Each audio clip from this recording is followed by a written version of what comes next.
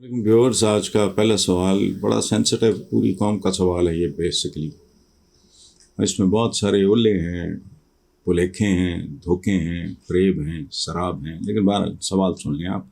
आफाक अशरफ साहब ने ओकाड़ा से भेजा है। वो कहते हैं जी कि कल जेनेवा में पाकिस्तान के सैलाब ज़दगान के आलमी डोनर्स कॉन्फ्रेंस हुई और पाकिस्तान को 11.8 अरब डॉलर की डोनेशन दी गई।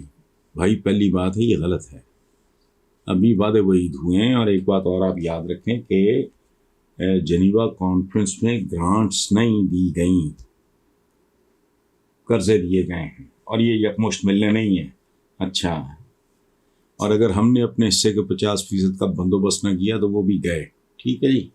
इससे भी एक बात अगली है, मेरा सर दुखने लग गया है कि दुनिया भी अपने वादे पूरे नहीं करेगी और ये एक स्लो प्रोसेस होगा।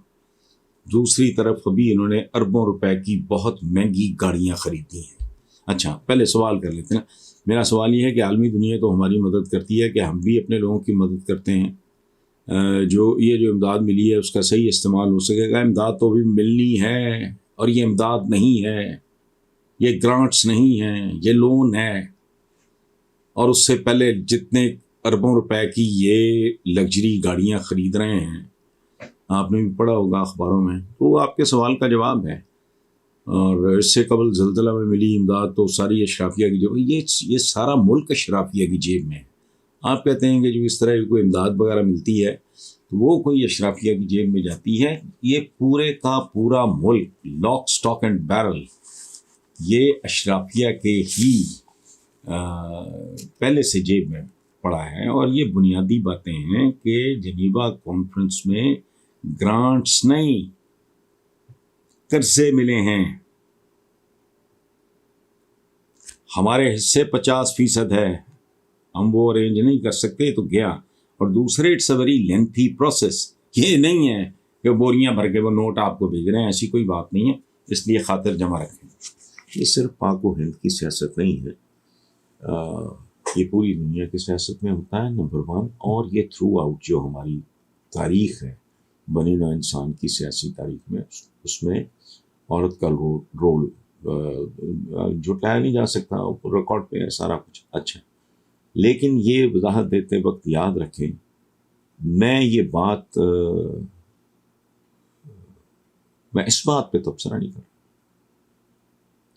जब तक आप ज़ाती तौर पे जानते नहीं हैं, आपको हक नहीं पहुंचता। तो चंद दिन पहले ये जो मरियम औरंगजेब, इसने भी कहा था कि भी वो एक्ट्रेसेस की नहीं होनी चाहिए किरदार कुशी। तो मैंने कहा एक्ट्रेसेस क्या, किसी की भी नहीं होनी चाहिए। मैं जनरल फैज साहब को नहीं जानता, ना मैं उनको कभी मिला हूँ। 2, 4, 10 बार आदमी मिलता है तो शख्सियत का अंदाज़ा हो जाता है। तो कमर जावेद बाजवा साहब के बारे में तो मैं यकीन से कह सकता हूँ, सवाल ही नहीं पैदा होता। He is not the type at all. किसी किस्म का कोई इस तरह का मामला उनकी ज़िंदगी में 3-4 ही हैं। नंबर 1 उनका मुल्क था और वो फौजी का होता है। आप फौजी की किसी बात से इख्तलाफ करें, फौजी तय करके इस मैदान में आता है, वक्त ज़रूरत जान भी देनी पड़ी तो इसलिए वो। दूसरा, उनकी फैमिली, उनकी टॉप प्रायोरिटी। मैंने इस तरह की आइडियल फैमिली, अपनी फैमिली से इतनी मोहब्बत करने वाले ज़िंदगी में कम लोग देखे हैं। तीसरा, उनका पैशन था क्रिकेट। चौथा, उनका था पुराने गीत, बहुत पुराने। और इस मिजाज के लोग जो हैं वो इस बदकिरदार नहीं होते ज़ाती तौर पे। मतलब मेरी दयानत पे या मेरी इस साइड पे कोई नहीं। आप ड्रंक और सन्नसार जो मर्जी करते रहो, वो ठीक है, ठीक होगा। मेरी ज़ात के इन 2-3 पहलुओं पे कोई आदमी उंगली नहीं उठा सकता। कोई बददियानत होगा, खाइन होगा, घटिया होगा, कमीना होगा, सबूत कोई नहीं होगा। तो इस तरह की चीज़ें आजकल सोशल मीडिया वगैरह। और एक बात और मैं आपको बता दूँ कि वो तराना एक एक्ट्रेस होती थी, वो याया खान को मिलने गई तो पूरे मुल्क में लतीफ़ा फैल गया था कि गई तो तराना थी, वापस आई तो कौमी तराना थी।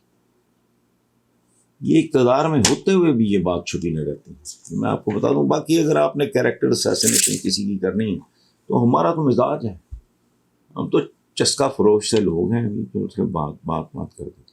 जब तक, और बात सुने, जितनी गंदी गलीज भोंडी बात होगी उतना ही आपको जाती तौर पे इल्म होना चाहिए। वो माड़ी मोटी बात हो तो बंदा आगे कर देता है, इस तरह की बात करते हुए बंदे को, और एक्ट्रेसेस हो, वो कोई हो, किसी पे भी, खवातीन। और मैं तो चंद दिन पहले मैंने किसी प्रोग्राम में कहा था कि उसको मां ने नहीं जाना जो किसी औरत की हुर्मत पे उंगली उठाए, वो जाने, उसका काम जाने भी, तुम वो मामे लगते हो।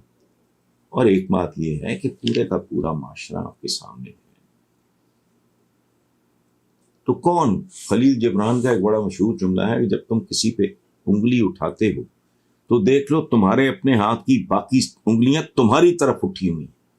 सो इस तरह की बातों पे आप तवज्जो न दिया करें, ये आपके दिमाग को आलूदा करती है। इस तरह की बातों को नजरअंदाज करके गुजर जाएगा।